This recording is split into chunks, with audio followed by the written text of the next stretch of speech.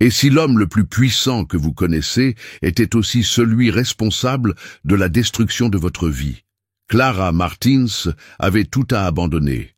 Enceinte, seule et au bord de l'expulsion, elle a été confrontée au froid et calculateur Gabriel Thompson. Mais ce que personne n'imaginait, c'est que cette rencontre allait complètement changer leur vie. Que se passe-t-il lorsque le pouvoir de l'orgueil entre en conflit avec le pouvoir de la compassion? Préparez-vous pour une histoire pleine de rebondissements, de secrets et de choix qui transforment l'impossible en espoir. Êtes-vous prêt à découvrir comment une décision peut tout changer? Gabriel Thompson poussa la porte du petit appartement avec la confiance de quelqu'un habitué à commander. Ses chaussures impeccablement cirées résonnaient sur le sol usé, attirant l'attention de la femme qui jusque-là organisait en silence une pile de vêtements. « Madame Martin, je pense que le motif de ma visite n'est pas une surprise. » Sa voix était ferme, presque coupante. Clara Martins leva les yeux, serrant un chemisier contre sa poitrine comme s'il s'agissait d'un bouclier. J'imaginais, mais pas comme ça, avec autant d'hommes. Elle a montré du doigt les deux agents d'expulsion qui portèrent des documents et avaient l'air indifférents. « Ne rendons pas les choses plus difficiles que nécessaire, » continua Gabriel, ignorant son ton. 3 mois d'arriérés de loyer, c'est une période plus que généreuse. Généreux! Clara eut un rire amer. Il serait généreux de comprendre ce que signifie ne pas avoir nulle part où aller. Gabriel resta impassible, mais il y avait quelque chose dans le ton de Clara qui le fit hésiter un instant. Il regarda autour de lui, dans le petit appartement. Des meubles simples, des murs qui avaient besoin d'être repeints et une étagère pleine de livres usés. C'était loin d'être le luxe qu'il connaissait. « Vous avez eu le temps de résoudre ce problème, » dit-il en croisant les bras. « Mais il ne l'a pas fait. J'ai les mains liées. Et le mien aussi. » Clara fit un pas en avant, forçant Gabriel à lui faire face directement. « Vous ne savez pas ce que signifie essayer de garder la tête hors de l'eau alors que le monde entier semble vouloir vous noyer. » Les agents d'expulsion ont commencé à déplacer les quelques meubles présents dans la pièce. Gabriel observait la scène avec une apparente froideur, mais, intérieurement, quelque chose commençait à le gêner. Lorsque Clara lâcha le chemisier qu'elle tenait, il le remarqua enfin. « Tu es enceinte. » La déclaration était plutôt un murmure, mais elle a suffi à faire réfléchir les agents d'expulsion un instant. Clara posa la main sur son ventre, comme pour tenter de protéger le secret qu'elle ne pouvait plus cacher. « Oui, » dit-elle fermement, « je suis enceinte, et je suis expulsée. » Gabriel cligna des yeux plusieurs fois, essayant de traiter l'information. Il ne savait pas quoi dire, ce qui était inhabituel pour quelqu'un qui avait toujours le dernier mot. « Ça ne change rien. » Il a essayé de reprendre le contrôle. « Les dettes continuent. » « Alors allez-y, monsieur Thompson, enlève le toit de ma tête, laissez-moi enceinte, sans nulle part où aller. » La voix de Clara n'était pas forte, mais chaque mot avait une force qui faisait sentir à Gabriel le poids de ses actes. Il regarda les agents d'expulsion, puis Clara. Le doute grandissait en lui comme une tempête. Finalement, il soupira profondément. « Laissez les meubles là où ils sont. » Mon ordre a été rapide et décisif, prenant tout le monde par surprise. « Monsieur ?» Un des agents interrogé. « Vous avez entendu. Sortir. Maintenant. » Les hommes hésitèrent, mais obéirent. Lorsqu'ils furent seuls, Clara croisa les bras, regardant Gabriel avec méfiance. « Et maintenant, tu viens avec moi. Je ne peux pas te laisser ici comme ça. » Clara resta immobile un moment, évaluant ses paroles. Il n'y avait aucune gratitude sur son visage, seulement de la prudence. « Et pourquoi devrais-je faire confiance à l'homme qui m'a largué ?» Gabriel inspira profondément, comme s'il essayait de trouver la bonne réponse. « Parce que peut-être, juste peut-être, j'ai fait une erreur. » Il se tourna, lui faisant signe de le suivre. Après un moment d'hésitation, Clara ramassa un sac contenant des vêtements et se dirigea vers la porte, sans quitter Gabriel des yeux. « Ce n'est pas une faveur, monsieur Thompson, et je n'oublierai jamais ce qui s'est passé ici. » Gabriel hocha la tête silencieusement alors qu'ils franchissaient la porte ensemble. L'arrivée de Clara à la Villa Esperanza fut marquée par un silence tendu. Gabriel gara la voiture devant l'imposant manoir dont les piliers blancs contrastaient avec le ciel gris de ce début d'après-midi. Clara descendit du véhicule à pas hésitants, se tenant fermement à la bandoulière de son sac, tandis que ses yeux parcouraient la grandeur des lieux. « Bienvenue à la Villa Esperanza », dit Gabriel en ouvrant la porte principale. Elle n'a pas répondu. Il vient d'entrer, admirant les détails du manoir, le marbre impeccable, les lustres qui ressemblaient à des reliques d'une autre époque et le léger arôme du bois poli. Avant que Gabriel puisse dire quoi que ce soit d'autre, une voix résonna dans le couloir. Qui est-elle? Lionel Thompson, le grand-père de Gabriel, est apparu avec son fauteuil roulant, déplacé par un des employés. Son visage était marqué de lignes de sévérité et ses yeux glacés se posaient sur Clara comme un juge évaluant un accusé. « Lionel, voici Clara Martin. Elle sera là pendant un moment, » répondit Gabriel avec une neutralité pratiquée. « Ici ?» Lionel a ri, d'un rire sec et suspect. « Depuis quand a-t-on transformé cette maison en refuge ?» Clara fit un pas en avant, interrompant le regard moqueur de Lionel. « Monsieur Thompson, je n'ai pas demandé à être ici. Si tu préfères, je peux partir maintenant. » Gabriel leva la main pour arrêter l'échange. « Clara est enceinte, et avant que tu dis quoi que ce soit, Lionel, j'ai déjà pris ma décision. » Lionel plissa les yeux, alternant son regard entre Clara et Gabriel. « Enceinte, hein? Eh bien, cela explique la précipitation, mais ne me dis pas que tu crois si facilement à cette histoire. » Et la vérité. Clara regarda Lionel sans détourner le regard. Et honnêtement, je me fiche de ce que tu crois. Lionel se pencha légèrement en avant sur sa chaise, la surprise visible sur son visage. Peu de gens osaient lui faire face de cette façon. Tu as du courage, ma fille, mais ça ne veut pas dire que tu as gagné mon respect. Il a tourné la chaise et a commencé à s'éloigner. Voyons combien de temps dure votre séjour ici. Lorsque Lionel disparut dans le couloir, Clara laissa échapper un soupir qu'elle ne réalisait même pas qu'elle retenait. Gabriel la regardait, avec un mélange d'admiration et de malaise. Je n'avais pas besoin de lui parler comme ça. « Je n'ai le temps de flatter personne, monsieur Thompson, » répondit Clara. « Toi non plus. » Gabriel secoua la tête, lui faisant signe de le suivre. Il la conduisit à l'étage, jusqu'à une chambre d'amis. C'est ici que tu logeras. Si vous avez besoin de quelque chose, parlez-en aux employés. Clara regarda autour de la pièce. C'était plus grand que tout l'appartement dans lequel je vivais auparavant. Le lit semblait trop confortable pour quelqu'un qui dormait sur un matelas fin depuis des mois. Merci, dit-elle finalement. Tu n'as pas besoin de me remercier. Juste, repose-toi. Il quitta la pièce, laissant Clara seule. Elle s'assit sur le lit, passant sa main sur son ventre et pensant à quel point sa vie avait changé en quelques heures seulement. En bas, Lionel observait Gabriel de loin. Lorsque le petit-fils s'est approché, il a parlé d'un ton bas et contrôlé.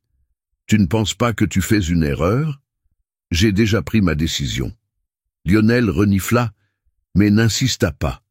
Il savait que Gabriel ne reculerait pas si facilement. Plus tard, au dîner, Clara descendit avec hésitation.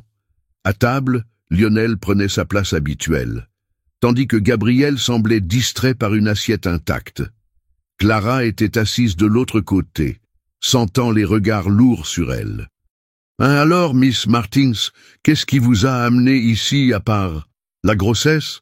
a demandé Lionel avec un ton qui frôlait le sarcasme. Clara soutenait son regard avec la même fermeté dont elle avait fait preuve auparavant. « Circonstance. Et une promesse qui m'a été faite aujourd'hui. »« Les promesses ne garantissent rien dans cette maison, » répondit Lionel. « Peut-être pas, mais je garde le mien. » La réponse de Clara fit lever les yeux de Gabriel de son assiette, intrigué. Lionel se contenta de rire doucement, comme s'il appréciait la confrontation. Après le dîner, Clara regagne sa chambre, épuisée par les tensions de la journée. Alors que j'éteignais les lumières, je ne pouvais m'empêcher de penser aux paroles de Lionel et au poids qu'il semblait porter depuis qu'il avait mis les pieds dans ce manoir. Dans la bibliothèque, Lionel et Gabriel se disputaient à voix basse. « Elle n'a pas sa place ici, Gabriel. Vous jouez avec le feu. »« Peut-être, » a admis Gabriel. « Mais je n'y retourne pas. » Lionel secoua la tête, frustré, mais il savait que la décision de Gabriel avait été prise. Clara s'est réveillée tôt le lendemain matin, incapable d'ignorer les rayons du soleil qui traversaient les rideaux de soie de la luxueuse chambre. Il passa quelques minutes à observer le plafond, essayant de comprendre tout ce qui s'était passé. Sa nouvelle réalité semblait encore être un rêve lointain. Alors que je descendais les escaliers, l'arôme du café frais remplissait l'air. Elle hésita en traversant le hall principal, mais décida d'explorer les environs pour éviter Lionel et Gabriel, tous deux difficiles à regarder. À l'extérieur, les vastes jardins de la Villa Esperanza s'étendaient comme un décor de cinéma. Mais quelque chose attira son attention. Dans le coin le plus éloigné, il y avait une zone abandonnée, où buissons sauvages et fleurs fanées semblaient rivaliser pour le dernier souffle de vie. Clara s'approcha, fascinée. Parmi les plantes négligées, il a trouvé un rosier solitaire. Ses fines branches et ses feuilles sèches racontaient l'histoire de quelque chose qui avait longtemps été oublié. « Tu as l'air aussi déplacé que moi. » Clara soupira en touchant délicatement les pétales séchés. « Ne perdez pas votre temps. » La voix aiguë de Lionel résonnait derrière elle. Il la regardait depuis son fauteuil roulant, les mains croisées sur ses genoux. Clara se tourna vers lui, ne cachant pas l'irritation dans ses yeux. « Pourquoi pas ? Parce que rien ne peut le ramener, c'est mort. Comme beaucoup de choses dans ce monde, parfois la meilleure chose que nous puissions faire est de les laisser partir. » Clara leva le menton, le défiant. « Et si je me trompe ? Et si vous aviez juste besoin de soins ?» Lionel plissa les yeux, intrigué par sa détermination. « Si tu crois ça, bonne chance, mais ne vous attendez pas à ce que le monde soit gentil avec vous. » Elle n'a pas répondu. Il s'agenouilla à côté du rosier et commença à nettoyer les branches cassées et la terre durcie, ignorant les commentaires de Lionel. Les jours suivants, Clara retournait au jardin chaque matin. « J'ai arrosé la roseraie, enlevé les mauvaises herbes et soigneusement déplacé la terre autour de la plante. Ses mains se salissaient, mais il y avait quelque chose de thérapeutique dans cette routine. Gabriel remarqua son absence de la maison et la trouva un après-midi agenouillée dans le jardin, le soleil brillant sur son visage. Il s'approcha d'elle en silence, l'observa quelques instants avant de parler. « Clara !» Elle leva les yeux et s'essuya les mains avec son pantalon. « Oui, que fais-tu ?»« J'en prends soin, » répondit-il en désignant la roseraie. Gabriel fronça les sourcils, ne comprenant pas. « Ça n'a pas l'air très prometteur. » « Ouais, mais les promesses ne sont pas les garanties, n'est-ce pas ce qu'on dit dans cette maison ?» répondit-elle avec un léger sourire ironique. Gabriel sourit, mais resta silencieux pendant un moment. « Mon grand-père t'a vu ici l'autre jour. »« Et bien sûr, il s'est plaint, » répondit Clara en retournant au travail. Pour être honnête, il était plus curieux qu'irrité. Clara s'arrêta un instant et regarda Gabriel. « Pourquoi tu me dis ça ?» Il haussa les épaules. « Parce que peut-être avez-vous plus d'impact sur cette maison que vous ne le pensez. » Avant qu'elle puisse répondre, ils entendirent un bruit venant du porche. Gabriel se retourna rapidement et vit Lionel, qui paraissait plus pâle que d'habitude. Il essayait de déplacer le fauteuil roulant, mais quelque chose n'allait pas. « Lionel !» cria Gabriel en courant vers lui. Clara le suivit instinctivement. Lorsqu'ils atteignirent le porche, Lionel était penché en avant, respirant lourdement. « C'est mon cœur !» murmura Lionel tandis que Gabriel essayait de rester calme. Clara a agi rapidement, s'agenouillant à côté de la chaise. « Déboutonne ta chemise », dit-il à Gabriel avec autorité. « Quoi ? Fais-moi confiance. » Elle a ouvert le col de Lionel et a vérifié son pouls. « Respirez lentement, Monsieur Thompson. Inspirez par le nez, expirez par la bouche. » Lionel essayait de suivre les instructions, mais l'effort semblait presque insupportable. Gabriel a appelé une ambulance pendant que Clara stabilisait son grand-père, lui parlant d'un ton ferme et rassurant. Restez avec moi, monsieur Thompson. Est-ce que vous écoutez? Ne fermez pas les yeux. Lorsque l'ambulance est arrivée, les ambulanciers ont félicité Clara pour sa rapidité d'action. Lionel a été transporté à l'hôpital, et Gabriel est resté à ses côtés, silencieux. « Où as-tu appris ça ?» a-t-il demandé alors qu'il regardait l'ambulance partir.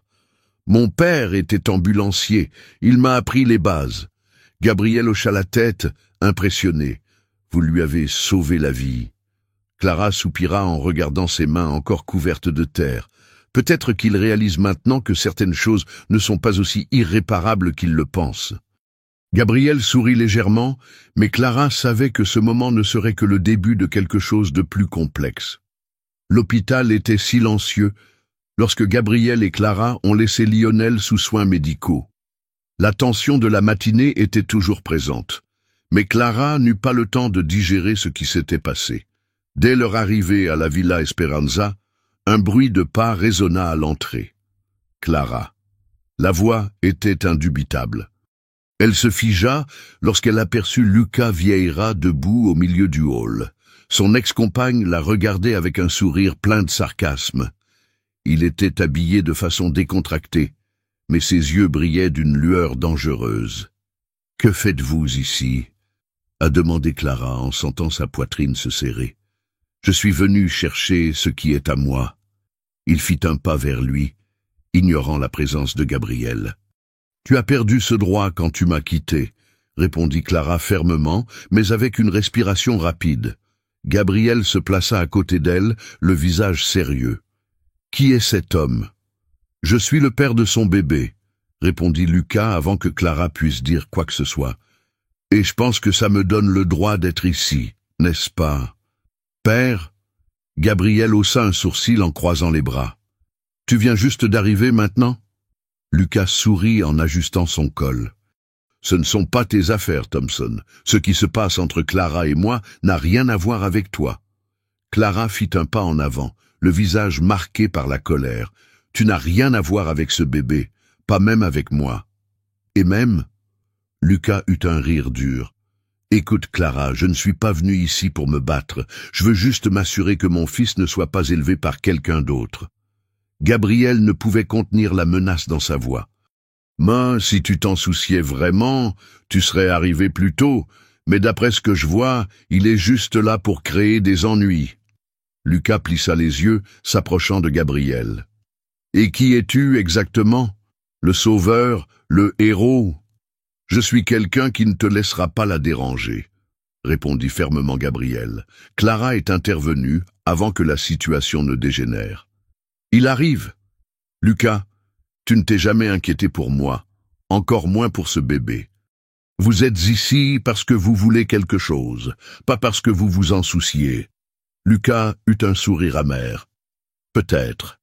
Peut-être que je veux juste m'assurer que vous et le bébé êtes proches de ceux qui peuvent t'offrir le meilleur. Comme cette maison, par exemple. »« Ah, maintenant je comprends. » Gabriel a ri, mais sans humour. « Vous êtes ici parce que vous pensez pouvoir en profiter. » Lucas haussa les épaules, sans le nier. Clara sentit la colère monter en elle. « Assez, Lucas. Je ne vous permettrai pas de manipuler quelqu'un d'autre. S'en aller. » Lucas hésita, mais avant qu'il puisse répondre, une autre voix résonna dans le hall. « Qui est cet homme ?» Lionel est apparu en fauteuil roulant, poussé par un des employés. Lucas regarda le vieil homme, évaluant rapidement qui il était. « Je m'appelle Lucas Vieira, le père de son bébé. » Lionel croisa les bras, regardant tour à tour Lucas et Clara. « Et que faites-vous ici exactement, monsieur Vieira ?» Lucas essaya de conserver sa pose confiante. « Je veux juste assurer ma place dans la vie de mon fils. » Lionel rit doucement, mais il y avait une pointe de menace dans sa voix. « Lieu ? Mon garçon, tu n'as pas ta place ici. Cette maison n'est pas pour les opportunistes. Avec tout le respect que je vous dois, monsieur, ce n'est pas quelque chose que vous pouvez décider, » répondit Lucas en essayant de garder son sang-froid. Lionel plissa les yeux, son autorité rayonnant dans la pièce.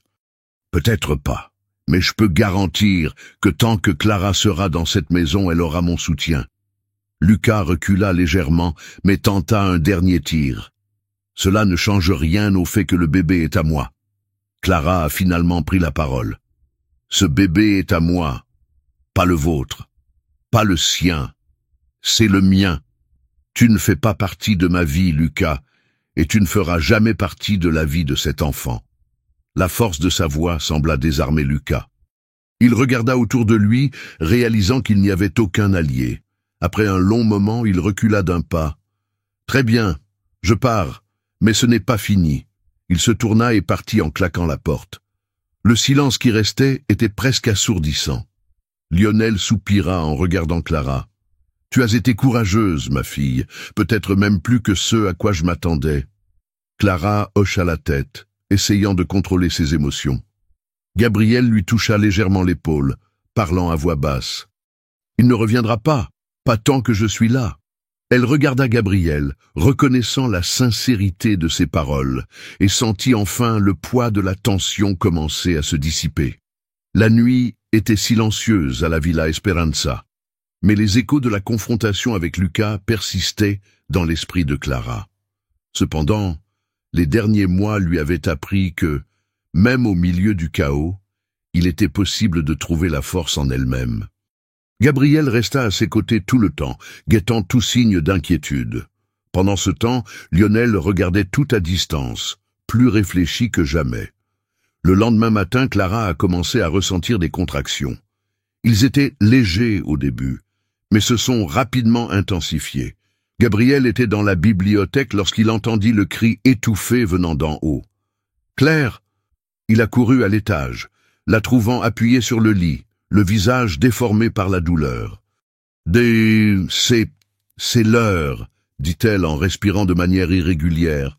Sans y réfléchir à deux fois, Gabriel la porta dans ses bras et descendit rapidement les escaliers. Lionel, qui était dans le salon, remarqua le tumulte et s'approcha. « Ce qui se passe ? » « Le bébé arrive !» répondit Gabriel en traversant le couloir avec Clara dans ses bras. Lionel regarda avec un mélange d'inquiétude et de fierté Gabriel charger Clara dans la voiture et partir en direction de l'hôpital. Le voyage était rapide, mais chaque seconde semblait une éternité.